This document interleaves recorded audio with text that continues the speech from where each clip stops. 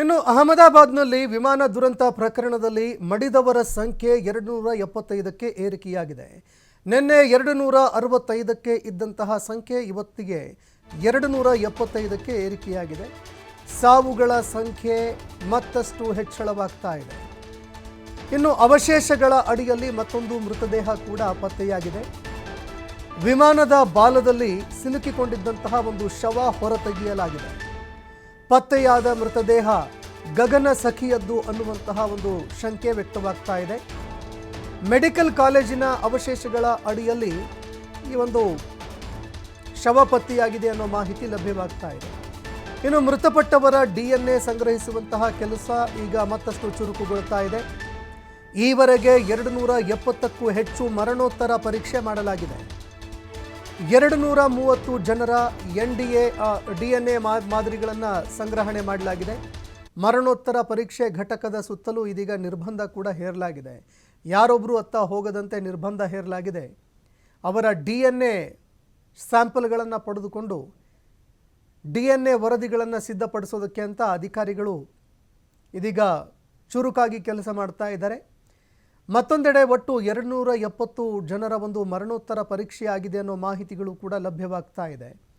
ಸ್ಥಳದಲ್ಲೇ ಬಹುದೊಡ್ಡ ಟೀಮ್ಗಳನ್ನು ರಚನೆ ಮಾಡಲಾಗಿತ್ತು. ಇದಕ್ಕಾಗಿ ಅಂದರೆ ಶವಗಳನ್ನು ಹೊರಗಡೆ ತೆಗೆದುಕೊಂಡು ಹೋಗಿ ಅದರ ಮರಣೋತ್ತರ ಪರೀಕ್ಷೆ ಮಾಡುವ ಬದಲು ಸ್ಥಳದಲ್ಲೇ ಮರಣೋತ್ತರ ಪರೀಕ್ಷೆ, ಅದೇ ರೀತಿಯಾಗಿ DNA ಸ್ಯಾಂಪಲ್ಗಳನ್ನು ಕಲೆ ಹಾಕಿ ವರದಿ ಸಿದ್ಧಪಡಿಸೋದಕ್ಕೆ ಅಂತ ನಿರ್ಧಾರ ಮಾಡಲಾಗಿತ್ತು. ಹೀಗಾಗಿ DNA ಸ್ಯಾಂಪಲ್ಗಳನ್ನು ಕೂಡ ಈಗಾಗಲೇ ಸಂಗ್ರಹಣೆ ಮಾಡಲಾಗಿದೆ.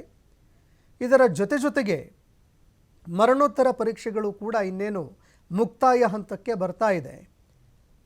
ಇನ್ನು DNA ವರದಿಗಳನ್ನು ಮ್ಯಾಚ್ ಮಾಡಿ ಅವರ ಕುಟುಂಬಸ್ಥರಿಗೆ ಶವಗಳನ್ನು ಹಸ್ತಾಂತರ ಮಾಡೋದಕ್ಕೆ ಅಂತ ನಿರ್ಧಾರ ಮಾಡಲಾಗ್ತಾ ಇದೆ.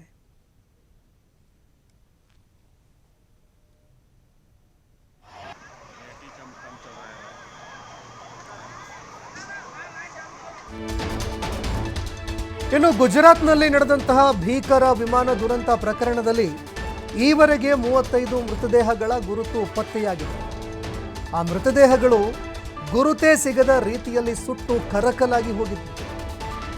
ಮೃತದೇಹಗಳ ಗುರುತು ಪತ್ತೆಯಾಗ್ತಾನೆ ಇರಲಿಲ್ಲ. ಕುಟುಂಬಸ್ಥರಿಗೆ ಮೃತದೇಹ ತೋರಿಸಿದ್ರೂ ಕೂಡ ಅದು ನಮ್ಮವರ ಮೃತದೇಹನ ಅಥವಾ ಹೌದಾ ಅಲ್ವಾ ಇದ್ಯಾವುದು ಕೂಡ ಗೊತ್ತಾಗದ ರೀತಿಯಲ್ಲಿ ಮೃತದೇಹಗಳು ಸುಟ್ಟು ಕರಕಲಾಗಿತ್ತು.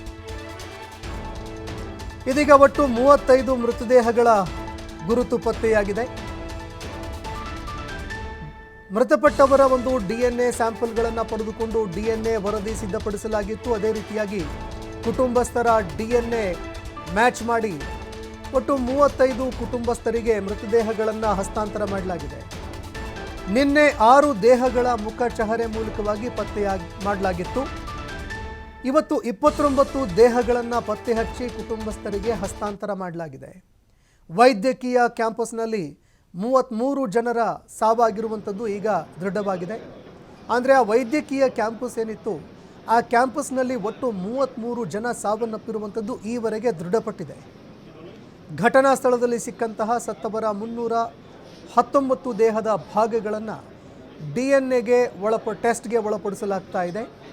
ಅಂದರೆ ಅನೇಕರ ಮೃತದೇಹಗಳ ಒಂದು ಭಾಗಗಳು ಛಿದ್ರವಾಗಿ ಬಿದ್ದಿತ್ತು.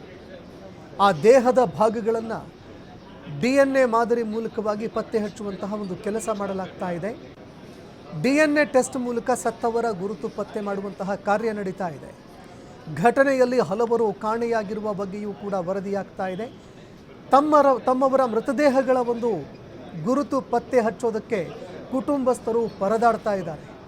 ಅದೇ ರೀತಿಯಾಗಿ ಕಾಣೆಯಾಗಿರುವ ತಮ್ಮ ಕುಟುಂಬಸ್ಥರನ್ನು ಪತ್ತೆ ಹಚ್ಚೋದಕ್ಕೆ ಅಂತ ಇದೀಗ ಅನೇಕರು ಸ್ಥಳದಲ್ಲಿ ಬೀಡು ಬಿಟ್ಟು ಒಂದೆಡೆ ಮೃತದೇಹಕ್ಕಾಗಿ ಅಲಿತಾ ಇದ್ದಾರೆ, ಮತ್ತೊಂದೆಡೆ ಕಾಣೆಯಾದವರಿಗಾಗಿ ಹುಡುಕಾಟ ನಡೆಸ್ತಾ ಇದ್ದಾರೆ. ಮತ್ತೊಂದೆಡೆ DNA ಟೆಸ್ಟ್ಗಳು ಕೂಡ ನಡೀತಾ ಇದೆ. ಯಾರ್ಯಾರ ಒಂದು DNA ಮ್ಯಾಚ್ ಆಗ್ತಾ ಇದೆ ಅವರಿಗೆ ಅವರ ಮೃತದೇಹಗಳನ್ನು ಹಸ್ತಾಂತರ ಮಾಡುವಂತಹ ಪ್ರಕ್ರಿಯೆ ನಡೀತಾ ಇದೆ. ಆದರೆ ಸಹಜವಾಗಿ ಈ ಒಂದು DNA ಟೆಸ್ಟ್ಗೆ ಸಾಕಷ್ಟು ಸಮಯಾವಕಾಶ ಕೂಡ ಹಿಡಿಯುತ್ತೆ. ಹೀಗಾಗಿ ಈ ಒಂದು ಪ್ರಕ್ರಿಯೆ ಮತ್ತಷ್ಟು ವಿಳಂಬವಾಗುವಂತಹ ಸಾಧ್ಯತೆ ಇದೆ.